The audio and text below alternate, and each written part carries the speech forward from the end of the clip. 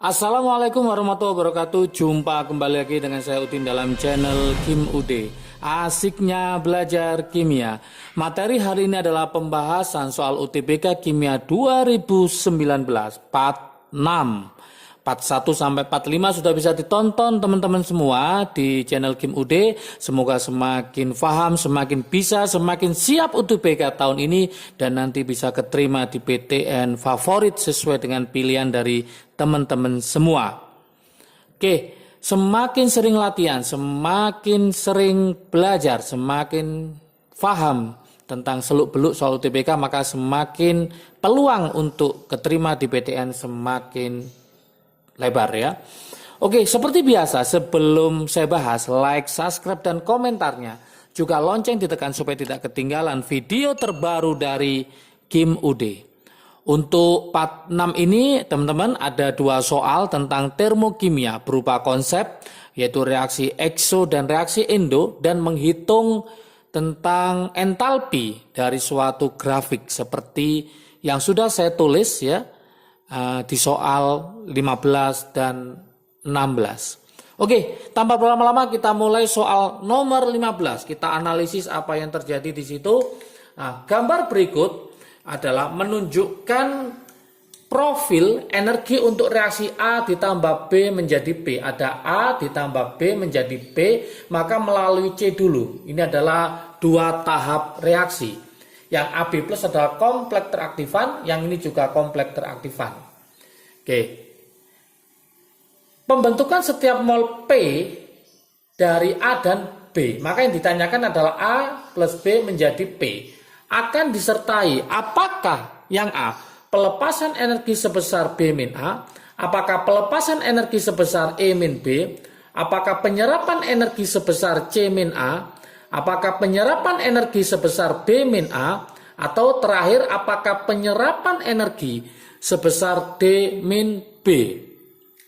Gimana ini bisa paham? Maka teman-teman harus kembali lagi mengupas tentang reaksi ekso sama reaksi endo. Nanti materinya sudah ada di video sebelumnya. Silakan langsung ke playlist tentang reaksi eksoterm dan reaksi endoterm. Oke, saya buatkan solusinya.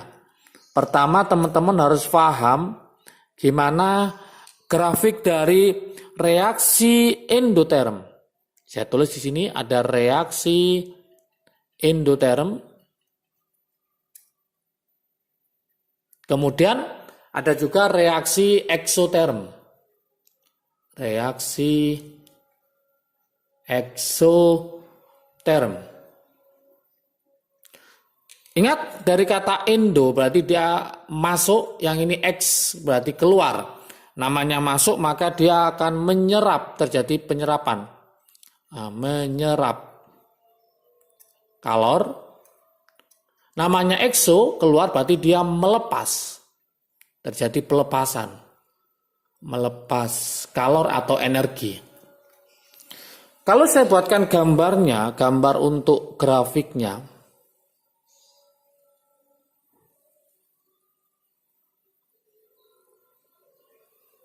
Untuk reaksi yang endoterm, ya seperti ini ada grafiknya. Untuk yang reaksi eksoterm, kebalikannya seperti ini. Kalau kita cek di sini, ini adalah reaktan, yang ini adalah produk, yang ini adalah reaktan, yang ini adalah produk. Kita buatkan di sini. Ini A, ini B, ini adalah C, sama ya. Ini adalah C, ini adalah B, ini adalah yang A. Dari B ke A, inilah namanya delta H atau entalpi. Ini ke sini juga namanya adalah delta H atau entalpi. Kemudian kalau kita mulai dari atas ke bawah ini, dari atas ke bawah, namanya adalah energi aktivasi. Energi minimum di mana suatu reaksi itu berjalan ya. Ini adalah energi aktivasi. Masih ingat konsepnya? Semakin tinggi energi aktivasi maka semakin lambat reaksinya. Semakin kecil energi aktivasi maka semakin cepat reaksinya. Sehingga kalau EA-nya sangat tinggi supaya cepat maka ditambah katalis. Katalis tujuannya mempercepat reaksi dengan cara menurunkan energi aktivasi. Masih ingatkah teman-teman, mencari delta H, rumusnya adalah hanya produk dikurangi hanya reaktan. Karena produknya di atas lebih banyak, reaktannya di bawah, maka hasilnya adalah positif. Maka delta H-nya ini pasti positif. Berarti endoterm, delta H, entalpinya bertanda positif. Untuk eksoterm mencari delta H, sama rumusnya, hanya produk dikurangi hanya reaktan.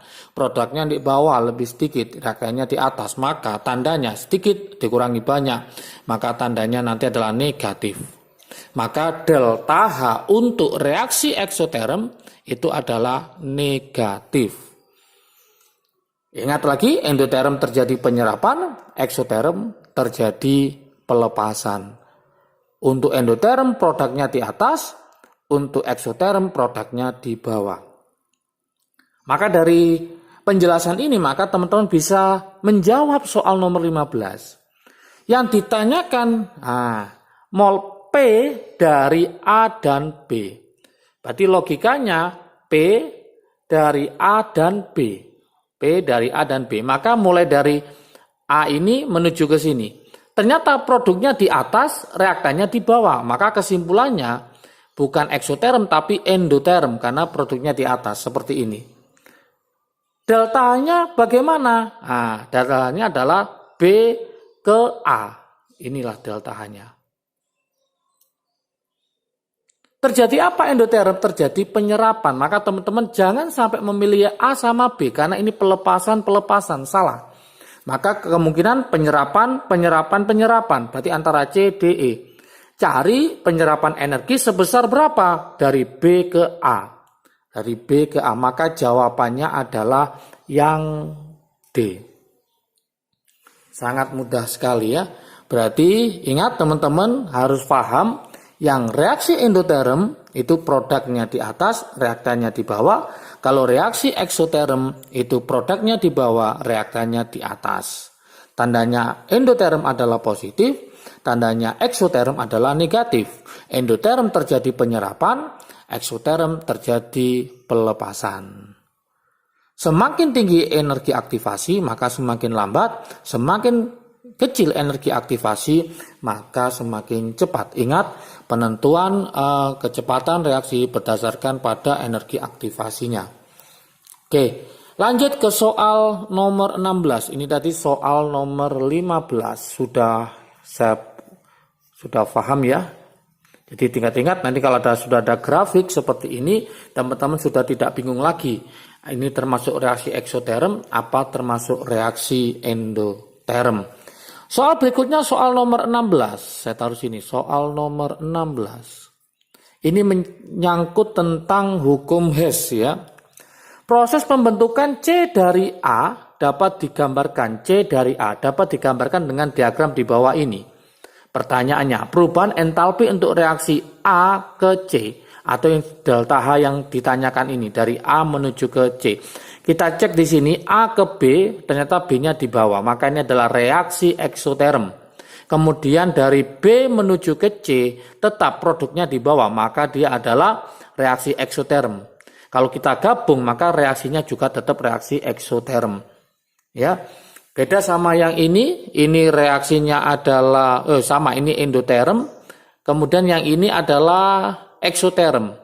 Tapi kalau digabung ternyata reaksinya adalah endoterm, tergantung soalnya ya. Untuk soal nomor 16, mencari delta H, ini pakai hukum Hess ya. Hukum Hess.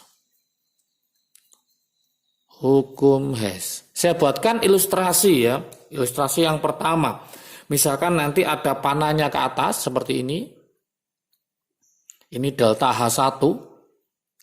Kemudian ada ke atas ini delta H2. Kemudian ini turun ke bawah, ini delta H3.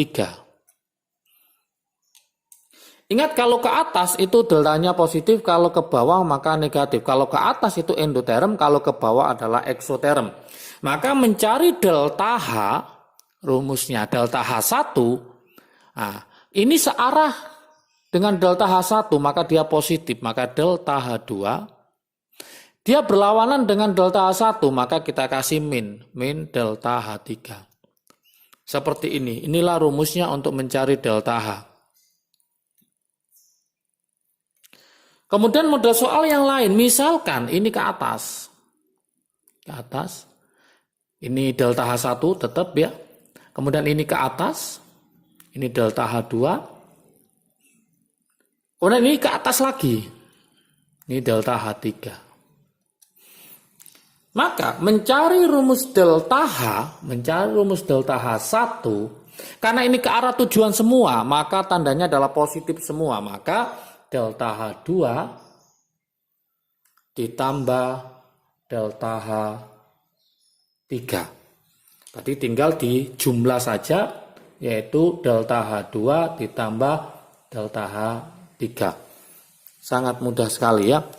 Ingat kesimpulannya, kalau ke atas itu adalah endoterm, kalau ke bawah adalah eksoterm. Ke atas itu berarti delta H-nya positif, kalau ke bawah deltanya negatif. Sekarang soal ini kita cek. Ini ke bawah. Maka kalau saya buatkan diagram seperti hukum Hess, maka ini saya taruh ke bawah. Yang panjang ini, kemudian ada yang pendek ini, kemudian dilanjutkan lagi. Seperti ini. Oke, yang ini delta H yang ditanyakan. Ini berapa? Yang ini adalah delta H-nya, ketemu min 393,5 kilojoule per mol. Yang ini delta H-nya adalah min 395,4 kilojoule per mol. Kenapa tandanya min? Karena dia ke bawah. Ke bawah itu adalah eksoterm. Kenapa min? Tandanya ke bawah, dia adalah eksoterm. Maka hasil nanti jumlahnya adalah ke bawah. Karena dia searah tujuan, maka mencari delta H yang ditanyakan tinggal kita jumlah saja. Berarti mencari delta H yang ditanyakan ini, tinggal ini ditambah ini. Sangat mudah sekali. Berarti kesimpulannya adalah min 393,5 ditambah dengan min 395,4. Tinggal dijumlah, berarti min 788,9 kilojoule per mol. Inilah hasil akhirnya. Jadi karena apa? Karena searah tujuan dan dia ke bawah, maka tandanya min karena terjadi reaksi eksoterm. Maka hasilnya juga eksoterm. Oke, berarti jawabannya di sini adalah min 788,9. Maka jawabannya adalah E. Sangat mudah sekali model grafik untuk termokimia. Semoga semakin paham, semakin bisa menebak nanti model soal UTBK untuk tahun ini, dan teman-teman nanti bisa keterima di PTN favorit sesuai dengan pilihan teman-teman semua. Jangan lupa kalau video ini bermanfaat bagi kalian, silahkan di-share ke teman kalian supaya manfaatnya semakin banyak lagi. Terima kasih atas support dan dukungannya terhadap channel ini. Semoga channel ini terus berbagi ilmu dan bisa membantu teman-teman dalam belajar kimia. Oke, jaga kesehatan ya, siap selalu mulai sekarang belajar, terus belajar. Jangan lupa tetap berdoa juga ya. Oke, salam sukses dari Kim UD, asiknya belajar kimia. Assalamualaikum warahmatullahi wabarakatuh.